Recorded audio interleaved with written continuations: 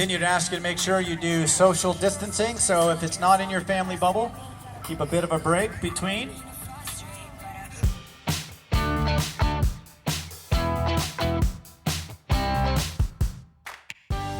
I'm here with Barry Shepley, the director, the brainchild of C3, the leader, the man, the myth, the legend, even if he's a legend in his own mind. Barry, this is a fantastic, beautiful day, another race day. We have a lot of people here, all socially distanced. We can see that. Give us an idea what the athletes are going to be thinking about as they head out into this staggered time trial swim and then leading into a semi-final and a final. Well, this swim is going to be critical because it's going to set the tone for the rest of the day. The swim time they use this morning will go for both the semi and the final. They don't come back here to do a second swim. So if you've got a great swim this morning, it sets you up for the rest of the day. If you kind of miss the mark, well, you're going to have to play catch up on the bike and run. So right now, everyone's thinking about, I need to be warmed up, I need to be ready. It's a no wetsuit swim, it's 400 meters, and they're going to have to go as hard as they can. We're going to be seeing some great times.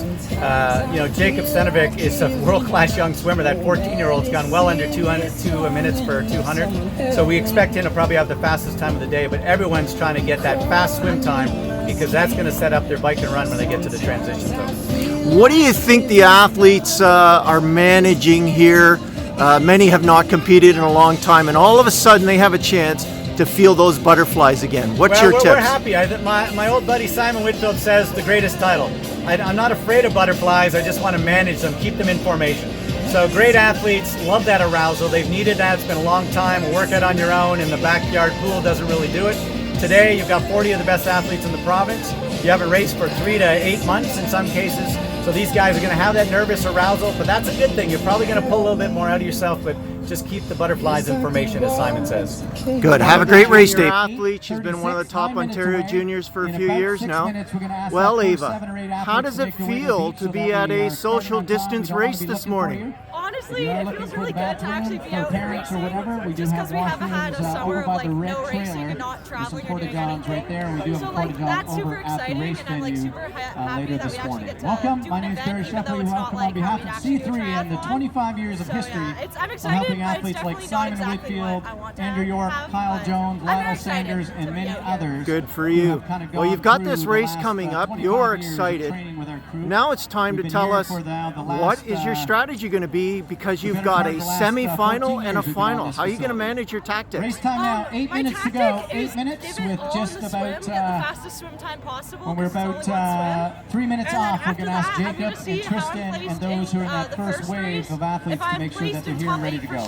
We are on time, 30-second intervals. We will not wait. If you're late, you just get the time added to your swim. So the ultimate penalty for not being on time. See how I come out at the end. Awesome. Have a great race today. Good luck, okay? Here with Domi Jemanicki, one of Canada's elite coaches and athletes. Domi, you've brought some athletes here to reimagine their butterflies in their stomach. What are you telling your athletes this morning? Today we're just sort of getting back on the line, getting that feeling again, like you're saying. What a better place to get together with your friends. So today is all about fun. It's about going through the motions, being with your friends, getting out there and getting a good effort. Because there have been enough questions. You've had a bit of experience both on this swim course and the bike course, which the athletes will be transitioning to. What are you going to tell your athletes in terms of their energy management when they're doing a semi-final and a final? Many haven't done that. That'll be new for them. What tips are you giving them? Immediately left. Chris will be starting you every 30 seconds. Your feet will be on the shore, your hand will be on the table. You'll be given a kind of he'll count you down to 10 and off we go. So every 30 seconds an athlete will go in the water. It's your responsibility to sight. If you follow the guy going the wrong direction, then you're going to go the wrong direction as well. You're going to aim for 180 meters. If you look straight out, you see 6 long boys in a row. Fantastic. Have a great day. Enjoy the weather and good luck to your athletes. So we're here with Kira Gupta-Baltazar, one of the top Canadian juniors and even elites. Kira, this is your home course. You know the Alton bike course, but this is a little bit different. How are you going to manage your energy and your tactics doing a semi-final into a final? What are your plans today? I think just playing the semi-final pretty smart. Got some strategies to make sure I just get into the final, and then the finals where I'll use up all my energy. Nutrition is definitely something that's really important, and recovery after the swim and then the semi as well. So to make sure I'm rested up for the final. Excellent. How do you manage your, little butterflies that start up? I've actually worked with a sports psychiatrist just to help manage my nerves before races, because I tend to get a little bit anxious. But I mean, definitely just staying calm before a race, maybe listening to some music. Depends on what I'm feeling. I just try to go with the flow and stay as calm as possible and relax as well, which I think is key. Given the field here, very often you tend to be the one that's being chased as opposed to the chaser. What goes through your head knowing that people are trying to chase you? 17 minutes, athletes out in 10. I definitely get a little bit nervous, but I think, again, staying calm and doing what I know I can do and doing what I know I'm capable of is important. I know we've got a good field of girls out there, but just keep my head on and keep swimming, biking, and running. Good for you. Congratulations, and enjoy the day, enjoy the weather. Good luck today, okay? Luis Lopez, one of the coaches with C3 and one of the brainchild supporting Barry on this socially distanced racing on a very, very unique summer. Luis, give us a little bit of background on how some of these events came through in 30 seconds or less. Came through the great mind of a guy who dedicates his life to the sport of triathlon. I never met a person who dedicates more time to the sport and is more committed to the sport than Barry Shepley. With his guidance, he made a few phone calls, a few emails. He never stops begging people for support for the sport and the kids, and that's how it's get done, with great sponsors, great volunteers, great parenthood for the parents, which actually volunteers today, and that's how you get it done. And leading into obviously many of your athletes, this is also a training ground as well as a competition ground for them, again all socially distanced. What are your tips for your athletes today and any of the new athletes that are going out onto this course for the first day? For me, rule number one is always don't crash. You don't get to finish the race, you get your bike broken or a broken bone or you lose some skin. You never want to crash. You want to be aggressive in the corners. You want to be good cornering and coming out of the corners, but you don't want to crash. So that's the rule number one. I always try to teach us as much as I can. But the second one is just give a good effort, have fun, and see what we have. Like trust your training and just enjoy out there with the rest of your the junior teammates. Thanks very much. Here with Tynan Webb. Tynan, don't worry, Barry will get your name right. Don't you worry. One day. Tynan Webb has been on the youth juniors circuit for Tri Ontario for many years, and all of a sudden he grew to be 6'8". Tynan, how does it feel? It's obviously an odd year. How does it feel to be just competing in this socially distanced event? It feels great. I mean, all the top guys are here. It's great to see all the guys again. It feels great. Barry's putting on a good show for everyone. And Mom, what do you think? You know, it's tough for all of these young athletes, both developing athletes and pros and elites all around the world. What's your take on this socially distanced event? I mean, just to give them an opportunity to compete is pretty impressive, and they're doing it in a safest way possible, which is wonderful to see. And I know that this has made our summer so much better, being able to do something like this. I'm here with a few parents at the C3 race, one of the first races unsanctioned but socially distanced, the Chant family and others.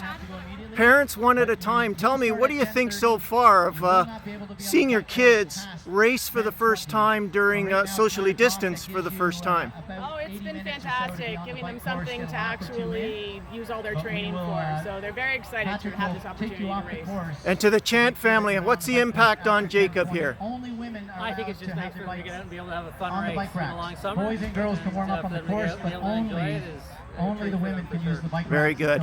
What do you think, Mom? How's the race going? Coming out of the water right now. Beautiful Fantastic day. job. Very well, So about 7:06 or so, I think, kids, roughly 7:06, put all their 7:07 for hard that man work, coming to through. something positive. So it's really motivating for them. Very good. Again, Thank you, parents.